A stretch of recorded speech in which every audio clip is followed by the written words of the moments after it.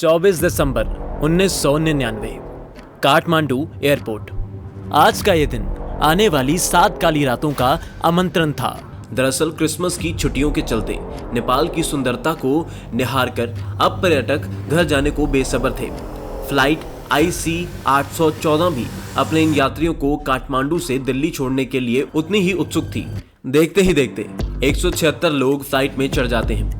ये सभी तो फ्लाइट में चढ़ जाते हैं, लेकिन एयरपोर्ट पे कुछ अजीब सी चीजें घटती हैं जो इन सभी की आंखों से चूक जाती है। कोई भी सिक्योरिटी स्टाफ फिजिकली चेक करने के लिए नहीं खड़ा था। लगेज स्कैन करने वाली 2 में से एक एक्सरे मशीन खराब पड़ी थी और फ्लाइट IC 814 को काठमांडू एयरपोर्ट पे लैंड होने के आधे घंटे के अंदर ही फटाफट वापस उड़ा दिया जाता है, मानो जैसे जल्दबाजी में कुछ छुपाया जा रहा था। फ्लाइट में बैठे यात्री बेशक इन सभी चीजों से अनजान थे, लेकिन ये चीजें ही भारतीय इतिहास के सबसे डरावने हाईजैक का कारण बनने वाली थी। दोस्तों, इस वीडियो में हम भारतीय एविएशन हिस्ट्री के सबसे डरावने IC 814 हाईजैक के बारे में जानेंगे।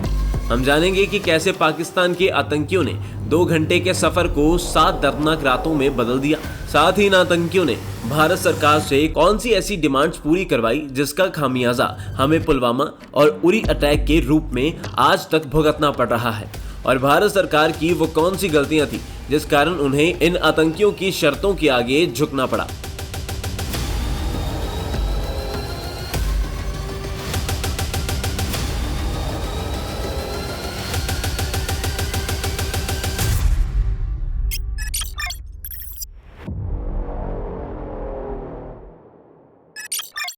दोपहर 3 बजे पायलट देवी शरण फ्लाइट में अनाउंसमेंट करते हैं और फ्लाइट IC 814 काठमांडू से उड़ान भर लेती है। धीरे धीरे ये फ्लाइट 30,000 फीट की ऊंचाई पे पहुंच जाती है और ये सारे यात्री नेपाल की इन वादियों को चीरती आ रही सूरज की किरणों को देख मंत्रमुग्ध हो रहे थे। सभी यात्री अपने इस आरामदायक सफर के कारण सुस्ती में बैठे थे और इन सभी के बीच फ्लाइट में अलग अलग सीट पे बैठे 5 आदमी कुछ आंख फिरोली सी करने लगते हैं। दोपहर 4:40 फ्लाइट अब लखनऊ के पास और दिल्ली से सिर्फ आधा घंटा दूर थी। एयर होस्टेस बिजनेस क्लास से शुरू करते हुए हर यात्री को लंच परोसने लगती है। वो इकोनॉमी क्लास में प्रवेश करती है और यहाँ मौजूद यात्रियों को खाना परोसती है।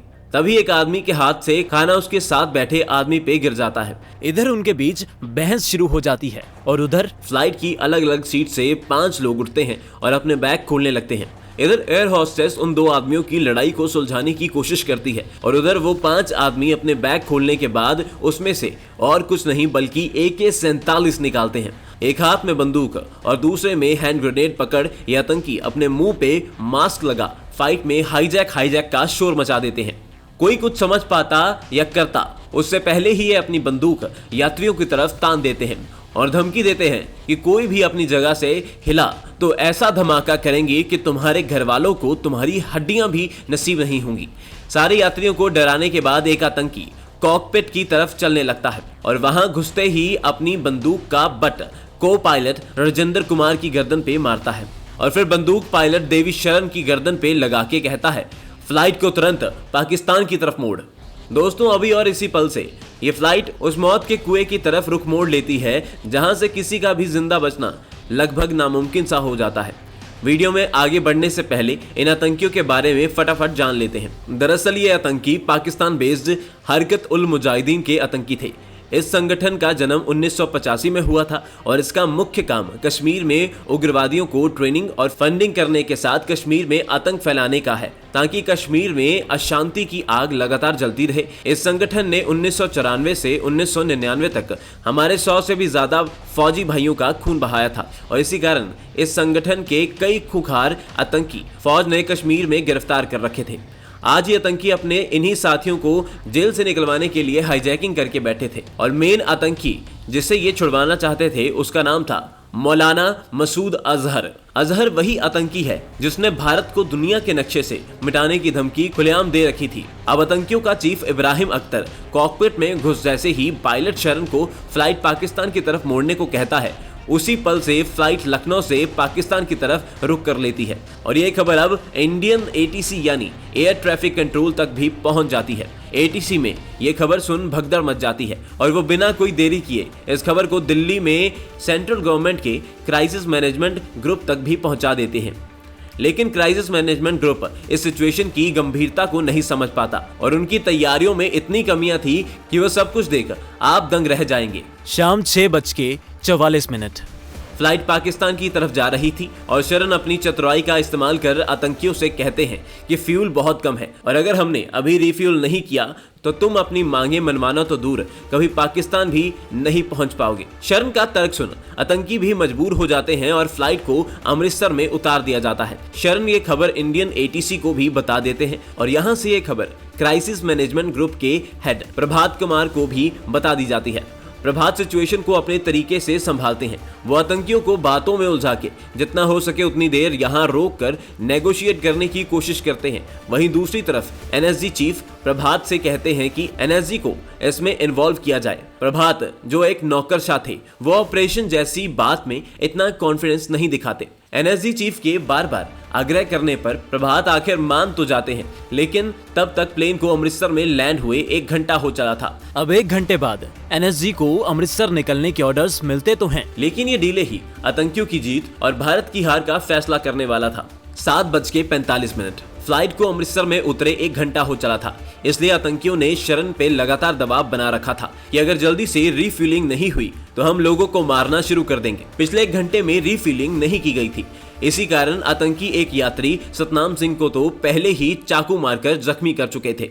इसी कारण अब शरण इंडियन एटीसी को और ज्यादा आग्रह करने लगते हैं कि तुम्हें हमारे बचाव के लिए जो भी करना है वो जल्दी कीजिए, वरना ये सबको तड़पा तड़पा के मार डालेंगे। अब ये खबर सुन आतंकियों को हल्के में लेने वाले प्रभात को भी सिचुएशन की गहराई समझ आती है। इसी कारण जब तक एनएसजी आती है तब तक के लिए वो पंजाब पुलिस के कमांडोज को रेड करने का ऑर्डर देते हैं। उसी के तहत एक ट्रक प्लेन के आगे खड़ा कर दिया जाता है और इसके बाद 2 आदमी मोटरसाइकिल से फ्लाइट के साइड से गुजरते हैं, जिसे देख आतंकियों को कुछ शक सा होने लगता है। आतंकियों के मन में शक का बीज फूट चुका था और उधर पंजाब पुलिस के कमांडोज को फ्यूल टैंकर के अंदर बिठा के रेड के लिए ले जाया जाता है। इस टैंकर का ड्राइवर कुछ ज्यादा ही तेजी से टैंकर को चला रहा था और जब इसे फोन पे थोड़ा धीरे चलने को कहा जाता है तो पता नहीं क्यों ये टैंकर को अचानक पूरी तरह से रोक ही देता है। पहले मोटरसाइकिल पे 2 संदिग्ध आदमी, फिर टैंकर का अचानक रुकना, ये देख आतंकी पूरी तरह घबरा जाते हैं और बिना कोई पल देरी किए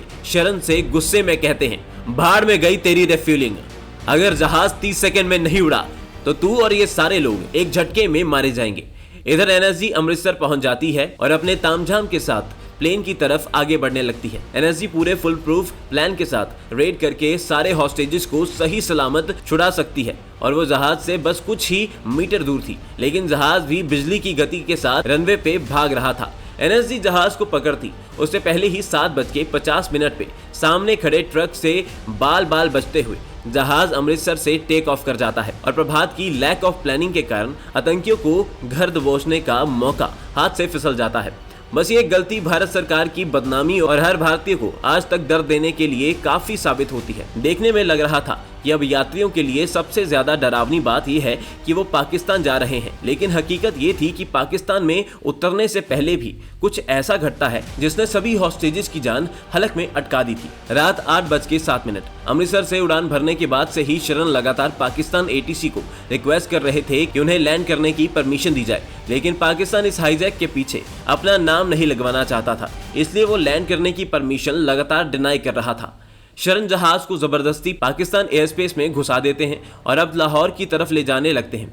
अब फ्यूल सच में खत्म हो चुका था और उधर पाकिस्तानियों ने लाहौर एयरपोर्ट के रनवे की सारी लाइट्स बंद कर दी थी ताकि जहाज लैंड न कर पाए।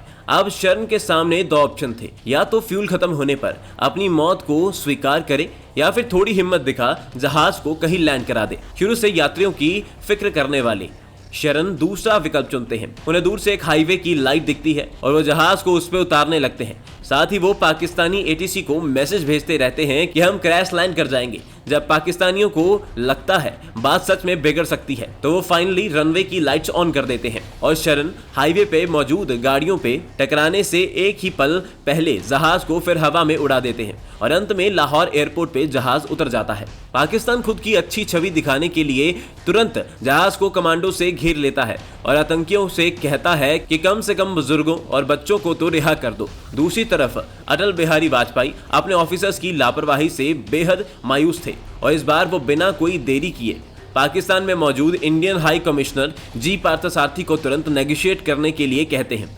मगर पाकिस्तान भारत को कष्ट पहुंचाने में कोई कसर नहीं छोड़ता, क्योंकि पार्थसारथी ने पाकिस्तानियों से हेलीकॉप्टर की मांग की थी ताकि वो फटाफट लाहौर पहुंच जाए, लेकिन उन्हें ये हेलीकॉप्टर 3 घंटे बाद जाके मिला था और आतंकियों को पाकिस्तान से दुबई उड़ान भरने के लिए इतना समय काफी था।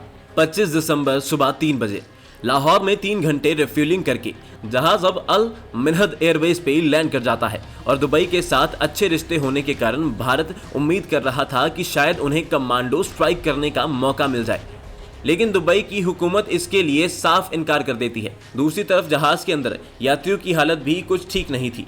पिछले 24 घंटे से आतंकियों ने उन्हें अपनी जगह से हिलने तक नहीं दिया था, किसी ने कुछ खाया नहीं था और इन सब के ऊपर इस समय तक आतंकी एक और यात्री रूबिन कत्याल के पेट में चाकू गोद चुके थे। इसी कारण पूरे जहाज में खून की बदबू फैली हुई थी। भारत सरकार की इज्जत भी फंदे पे लटकी हुई थी, क्योंकि अगर हॉस्टेजेस मारे गए तो सरकार कैसे मुंह दिखाएगी, इसलिए भारत सरकार लगातार यूएई पे डिप्लोमेटिक दबाव बना रही थी। इसी के चलते दुबई की हुकूमत फाइनली 27 हॉस्टेजेस को आतंकियों के चुंगल से आजाद करवा लेती है। एक तरफ इस खबर से हर भारतीय खुश होता है और भारत सरकार को चैन की सांस लेती है कि आतंकी अब इस जहाज को और कोई नहीं बल्कि तालिबान कंट्रोल्ड अफगानिस्तान में ले जाने का फैसला कर लेते हैं। इस खबर ने हर भारतवासी के चेहरे का रंग एक झटके में उड़ा दिया और इंडिया में ऑफिसर्स भी जल्दबाजी में हाथ पैर मारने लगते हैं। दरअसल उस समय अफगानिस्तान और कुछ नहीं बल्कि धरती पे आतंकवादियों के लिए जन्नत समझा जाता था, जहां यूएसए का टिकना भी मुश्किल होता था। अब इस हाईजैक के वो पल शुरू होने वाले थे जिनका अंदाजा बुरे सपनों में भी लगाना थोड़ा मुश्किल होता है। 26 दिसंबर सुबह 8 बजे इंडियन गवर्नमेंट की लाख कोशिश के बाद भी दुबई से यह जहाज उड़ान भर लेता है और कंधार में लैंड कर जाता है। यहाँ से वो 5 दिन शुरू होते हैं जो यात्रियों के लिए मौत से भी बदतर साबित होते हैं। सबसे पहले तो कंधार में जहाज के उतरते ही उसे चारों तरफ से तालिबानी आतंकवादी घेर लेते हैं। वो रॉकेट लॉन्चर, आर्म्ड आतंकियों के अलावा टैंक्स तक इस जहाज के इर्द गिर्द लगा देते हैं। तालिबान का संदेश साफ था कि अगर भारतीय कमांडोज ने ऑपरेशन करने की हल्की भी कोशिश की तो उनका सामना आतंकियों से नहीं बल्कि पूरी एक फौज से होगा।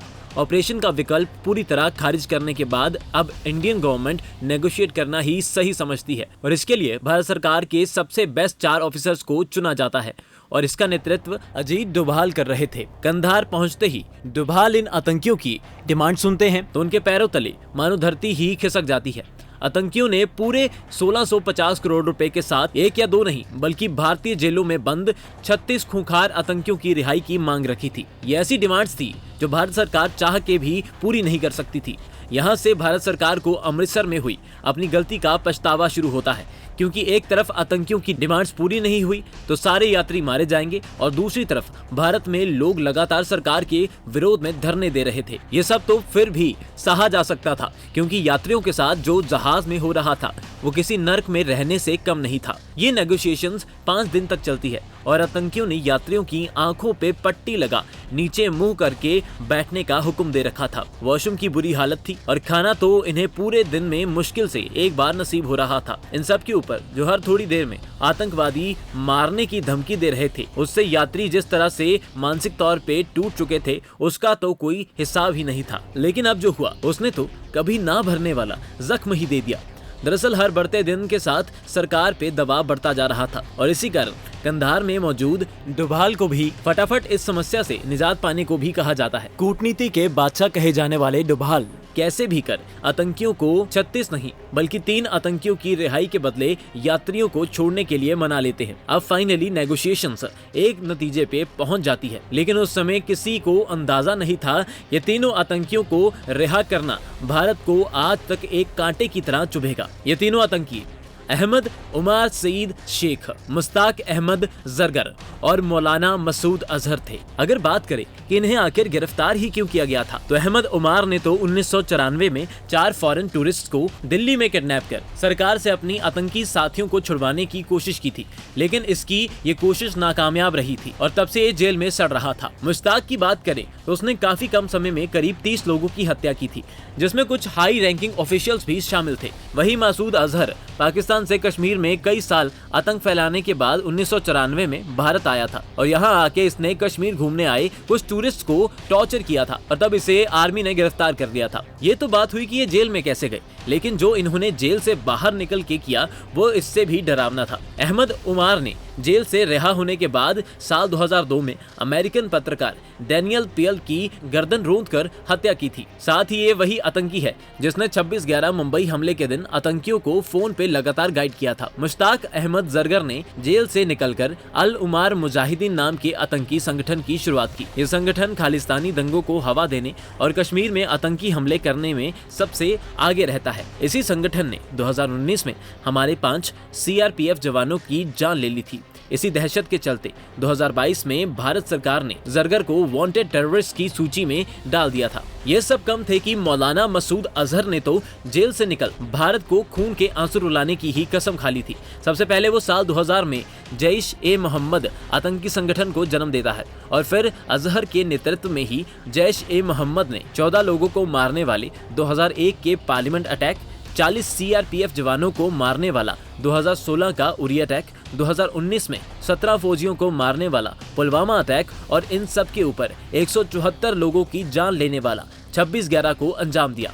फाइनली 31 दिसंबर 1999 को तीनों आतंकियों को पाकिस्तान बॉर्डर पे छोड़ दिया जाता है और उधर सारे यात्रियों को भी आजाद कर दिया जाता है। सबसे हैरान करने वाली बात ये थी कि पांचों आतंकियों को भारत के हवाले करने की जगह तालिबान के आतंकवादी इन्हें पाकिस्तान के क्वेटा शहर में छोड़कर आते हैं और इससे साफ हो जाता है कि पाकिस्तान ही इस हाईजैकिंग के पीछे था।